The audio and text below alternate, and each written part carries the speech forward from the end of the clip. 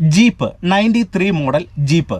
വാഹനം പഠിച്ചു തുടങ്ങുന്നവരായിക്കോട്ടെ, വാഹനം ഓടിക്കുന്നവർ ആയിക്കോട്ടെ, ഡ്രൈവിങ്ങിൽ എപ്പോഴും ആഗ്രഹിക്കുന്ന ഒരു കാര്യമാണ് ജീപ്പ് ഓടിക്കുക എന്നുള്ളത്. നിങ്ങൾക്ക് ജീപ്പ് ഡ്രൈവ് ചെയ്യുമ്പോൾ നിങ്ങൾ ഏറ്റവും ശ്രദ്ധയോടെ ചെയ്യേണ്ട ഒരു കാര്യമെന്ന് പറയുന്നത് ഗിയർ ഷിഫ്റ്റിംഗ് ആണ്. കാരണം നമ്മൾ വളരെ സൂക്ഷിച്ച് ഗിയർ ഷിഫ്റ്റ് ചെയ്യണം. ഇതിപ്പോൾ 93 മോഡൽ ജീപ്പ് ആയതുകൊണ്ട് ഇതിൻ്റെ ഗിയറിൻ്റെ പൊസിഷന് വ്യത്യാസമുണ്ട്. അപ്പം പ്രോപ്പറായിട്ട് ഗിയറിൻ്റെ പൊസിഷൻ നിങ്ങൾ മനസ്സിലാക്കുക.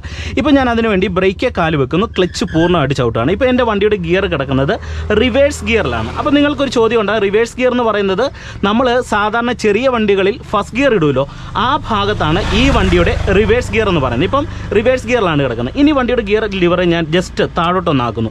ഇപ്പോൾ വണ്ടിയുടെ ഗിയർ ലിവർ ന്യൂട്രായി കഴിഞ്ഞാൽ ഇനി ഫസ്റ്റ് ഗിയർ എന്ന് പറയുന്നത് ഗിയർ ലിവർ ജസ്റ്റ് ലെഫ്റ്റ് സൈഡിലേക്ക് ചേർത്ത് നേരെ താഴോട്ടിട്ട് കഴിഞ്ഞാൽ നമുക്ക് ഫസ്റ്റ് ഗിയർ ഇടാം. ഇനി സെക്കൻഡ് ഗിയർ എന്ന് പറയുന്നത് ഫസ്റ്റ് ഗിയറിൻ്റെ നേരെ ഓപ്പോസിറ്റ് കിടക്കുന്നത് റിവേഴ്സ് ആണ്. അപ്പോൾ സെക്കൻഡ് എന്ന് പറയുമ്പോഴത്തേന് ന്യൂട്രൽ പൊസിഷനിലേക്ക് ആക്കിയിട്ട് ഗിയർ ലിവർ കുറച്ച് റൈറ്റിലേക്ക് പിടിച്ച് മേളിലേക്ക് ഇട്ടാൽ നമുക്ക് സെക്കൻഡ് ഗിയർ ഇടാം. ഇനി തേർഡ് എന്ന് പറയുന്നത് വീണ്ടും ന്യൂട്രൽ പൊസിഷനിലേക്ക് ആക്കുക, ലിവർ ഈ റൈറ്റ് സൈഡ് തന്നെ ചേർത്ത് നേരെ താഴോട്ടിട്ടാൽ നമുക്ക് നേരെ തേർഡ് ഗിയറിലേക്ക് ഇടാനായിട്ട് കഴിയും. ഇതാണ് ഗിയറിൻ്റെ പൊസിഷൻ എന്ന് പറയുന്നത്. അപ്പോൾ ഡ്രൈവ് ചെയ്യുന്ന സമയത്ത് നിങ്ങൾ സെക്കൻഡ് ഗിയർ ഇടുന്ന സമയത്ത് സൂക്ഷിക്കണം. കാരണം ഫസ്റ്റ് ഗിയറിൽ നിന്ന് സെക്കൻഡ് ഇടുമ്പോൾ നേരെ മുകളിലേക്ക് ഇടാൻ പാടില്ല. ന്യൂട്രൽ പൊസിഷനിൽ വരിക, റൈറ്റ് സൈഡ് ചേർക്കുക, മുകളിലേക്ക് ഇടുക. അപ്പോൾ നമുക്ക് സെക്കൻഡ് ഗിയർ കറക്റ്റായിട്ട് ഇടാനായിട്ട് കഴിയും.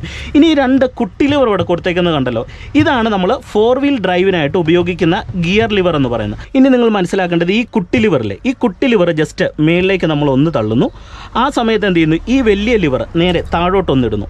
അതിനുശേഷം ഈ കുട്ടി ലിവർ വീണ്ടും മേളിലേക്ക് ഒന്നുകൂടെ ഇടുന്നു. ഇപ്പോൾ ശരിക്കും പറഞ്ഞാൽ 4 വീൽ ഡ്രൈവിലാണ് കിടക്കുന്നത്.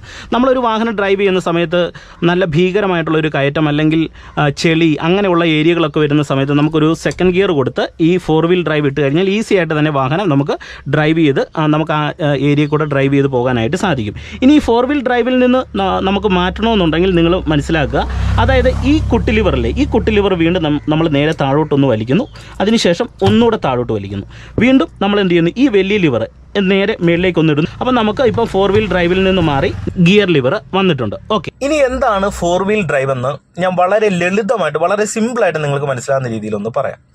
അതായത് 2 വീൽ ഡ്രൈവ് ഉണ്ട്, 4 വീൽ ഡ്രൈവ് ഉണ്ട്. ഇപ്പോൾ ഈ ജീപ്പിൻ്റെ കാര്യം എടുക്കുകയാണെങ്കിൽ നമ്മൾ സാധാരണ ഓടിക്കുന്നത് 2 വീൽ ഡ്രൈവിലാണ്. 2 വീൽ ഡ്രൈവ് എന്ന് പറഞ്ഞു കഴിഞ്ഞാൽ നമ്മുടെ വാഹനത്തിൻ്റെ എൻജിനിൽ നിന്ന് വരുന്ന പവർ ഗിയർ ബോക്സ് വഴി നമ്മുടെ ബാക്കിലെ 2 ചക്രങ്ങളിലേക്ക് ആ പവർ ഫ്ലോ എത്തി ആ ബാക്കിലെ ചക്രങ്ങളുടെ സഹായത്തോടെ വണ്ടി ഡ്രൈവ് ആകുന്നതാണ് 2 വീൽ ഡ്രൈവ് എന്ന് പറയുന്നത്.